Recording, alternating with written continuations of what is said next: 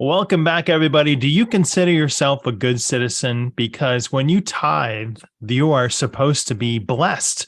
And we wanted to take a look at that from the perspective of whether or not that's helpful or not helpful. And so Liz has a Patreon. It's patreon.com/remote viewing and beyond. And we've taken our patrons' questions there. And if you're not on the Patreon, please subscribe, because we're doing an in-depth probe of manifestation and what works, what doesn't, how to make it work better for you.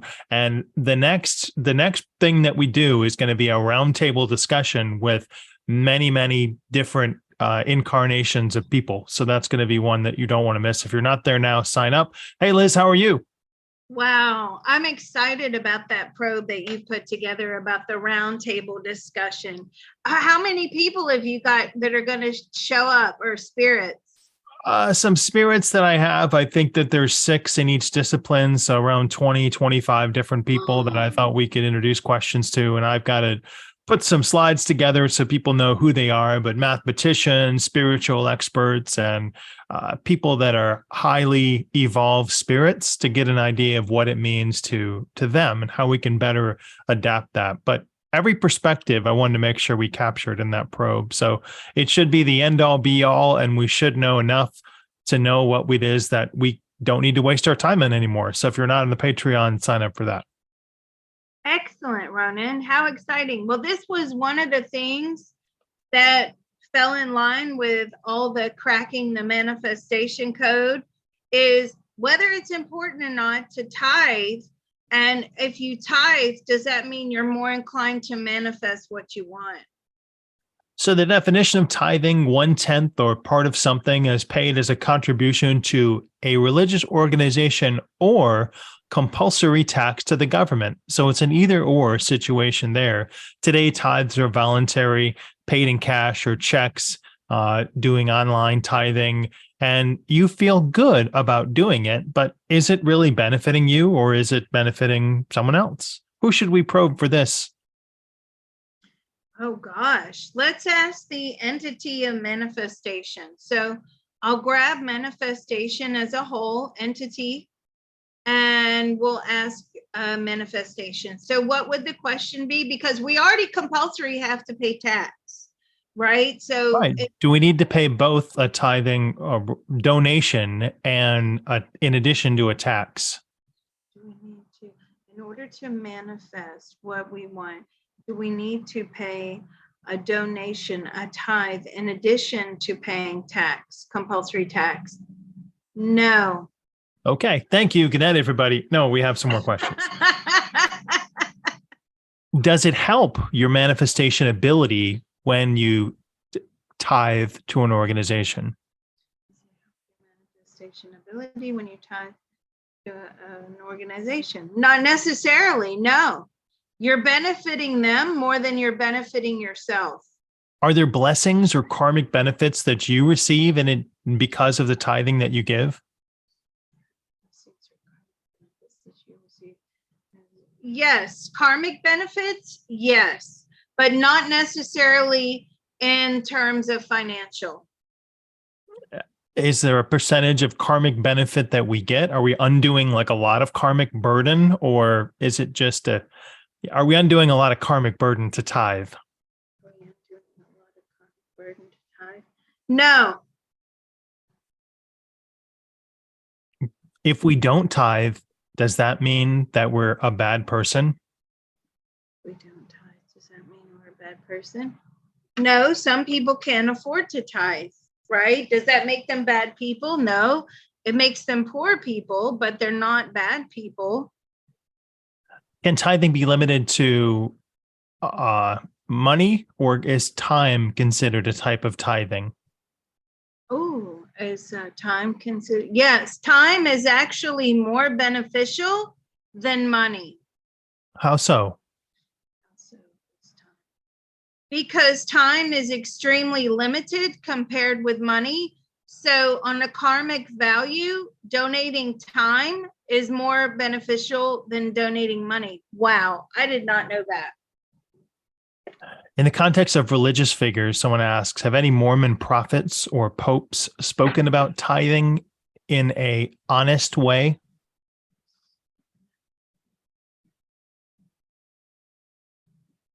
Or is it No, always because self-serving? they have to sustain the church. They have to sustain the religion, the inner workings of religion. You know, Jews do it differently.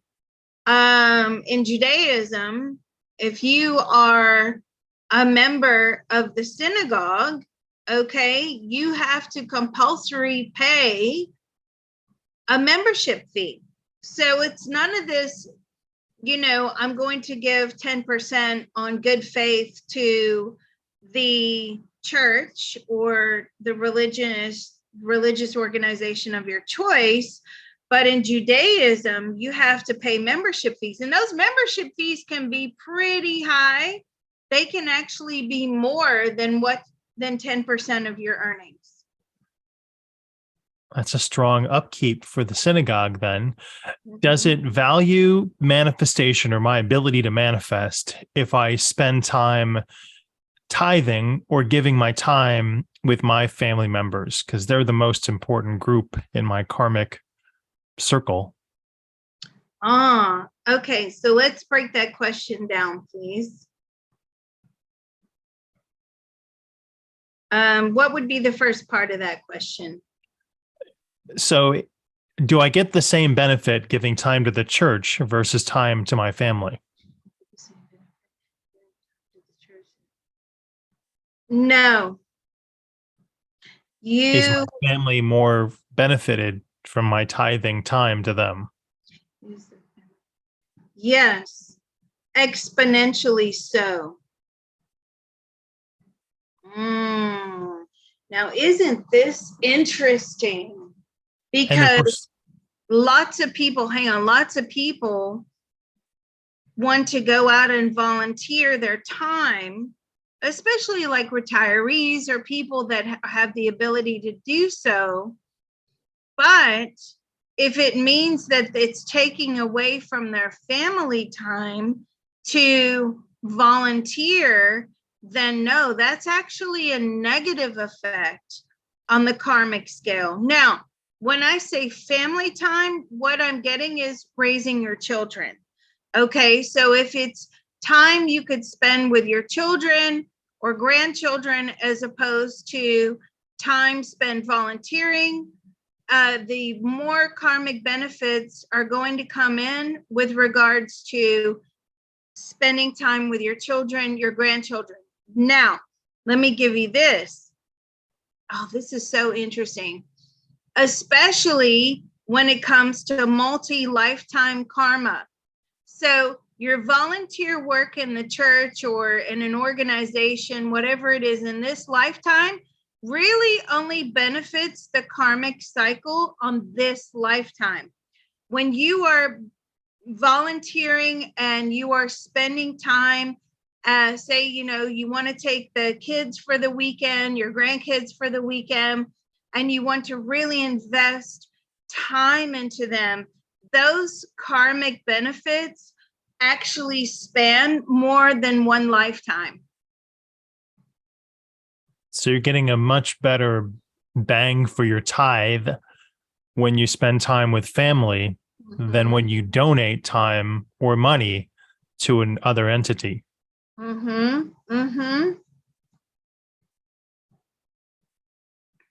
It has to be quality time, though.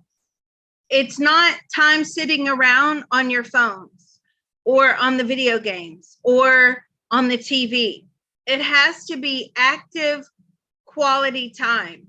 You don't turn up in an organization to volunteer and sit there on your phone and just take up room in their, you know, take up space in their room and not actively doing anything. It's all about the intention behind it. So again, if you are intentionally putting in the time and effort into your children, your grandchildren, okay, that karmic benefit is going to span How many lifetimes? About 3 lifetimes. Is it 3 generations? No, 3 of your lifetimes. Wow.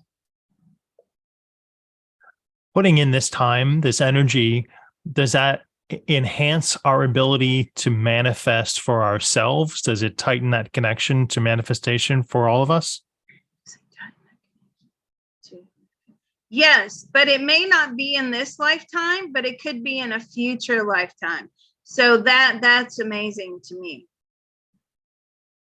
Are there any guidelines that manifestation can suggest on how best to allocate time to tithe most efficiently?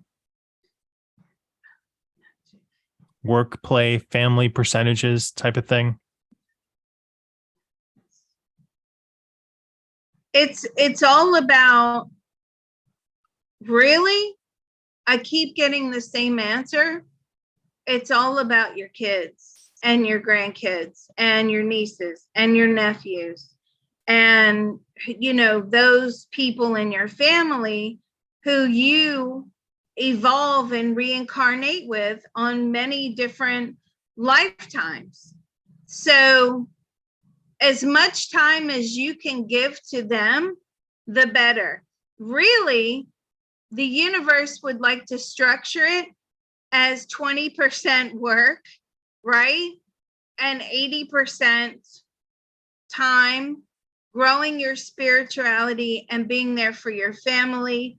Caring for sick family members goes a long way in the karma bank, but we know that it's not structured this way here on the earth plane. Are there any downsides associated with tithing? Yes. What are the downsides associated with tithing? Well, you have a lot of dark entities out there. So you could be tithing to bad and dark and ill-intentioned entities. You see, I understand this because when I worked for the police, when there was a lot of terrorism and a lot of, there's always a lot of terrorism. Yes, I know. But there were a lot of charitable outfits that were masquerading as these do-gooder associations, but actually they were funding the Taliban, or they were funding Al-Qaeda or Boko Haram, right? Yeah. So you have to be very careful who you tithe or donate money to, because they could just be an outfit for, militias. So again, and the other thing that's coming through, I want to ask this: what about the organizations that people donate to, but they don't? They're mismanaged. See, yeah, that's another darkness as well. Now I have to ask this question: what about people that donate blood? Okay, that's very beneficial. And I'm saying, is that a good karmic value? Yes. And that's a karmic value that spans more than just this lifetime. Wow. Not only is it good to donate blood for karmic value, but for health value as well. I've donated like 8 gallons before. So can tithing be modernized and adapted in today's world? How would that differ from the ancient idea of tithing? Well, no, it still really is deep rooted in that ancient definition of, charity or giving. But I'm saying, hold on, what about the ancient definition that says compulsory tax? Is that included in tithe? And yes, that is part of the definition. Now we already pay that. Yeah, more than 10%. Now let's ask this: the compulsory tax that we all have to pay, does that have karmic value or, universal law karmic value? No, it does not. Are we tied into the dark forces associated with that tithing or compulsory tax payment? How can we protect ourselves against that? You'd have to move somewhere that's tax-free. The bad karma associated with that is obviously punishment, jail time. But I'm saying when the governments are charging us tax, is that good karma, or is that white light, or is that black light? Is that dark light? That's darkness. That is darkness, because oftentimes they just mismanage the funds, is what I'm getting. So whereas we have to tithe or pay compulsory tax, that does not benefit us on a karmic scale, other than it keeps us out of jail. No state income tax here in Texas, folks. Welcome. The other idea I wanted to ask about is, if we donate more of our time and restructure it, how can we then tap into that stream of manifestation more easily for ourselves? If we donate time.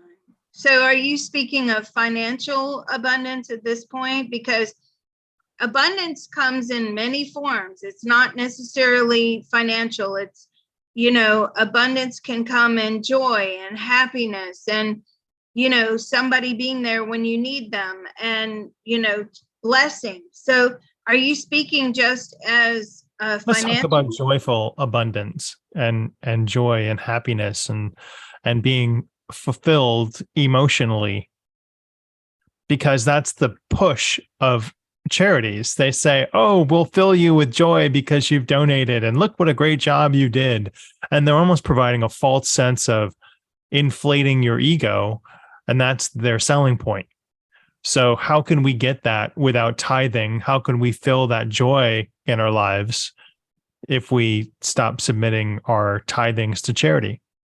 Okay, so is tithing to charity, is that a conscious mind benefit, or is that a subconscious mind benefit? No, this is just a conscious mind benefit, right? And the ego, is it an egotistical benefit? Yes. But the ego does not live in the conscious mind. The ego lives in the brain. That's correct. So, but the ego will feed off of the conscious mind and inflate itself, like I did for charity. However, does it erase the lack within us? Absolutely not.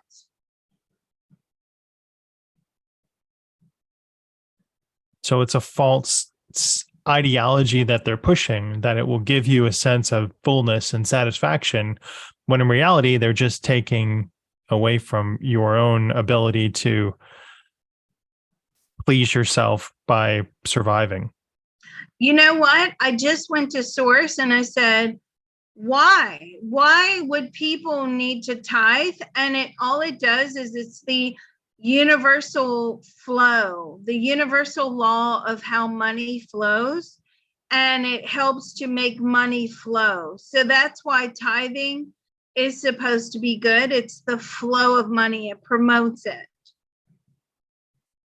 Well, inflation happens. It shouldn't affect tithing. And I think we've just helped people who think that tithing provided a benefit to them by surviving the inflationary roller coaster that we all seem to be on. It's really bad. Let me ask this question.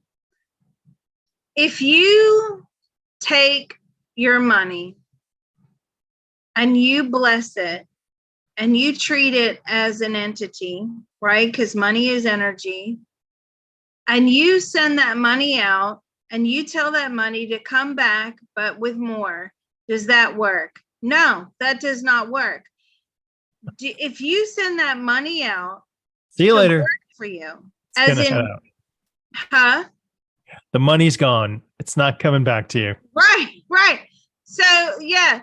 And I'm saying, but what if you send it out into an investment, good investments? They may have low interest yields, but you're sending that money out to work.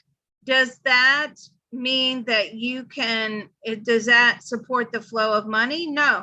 Does that mean that you can accumulate more? No. Does that mean you can achieve financial abundance? No. Wow. What are manifestations tips to those people out there listening on how to achieve their own personal financial abundance?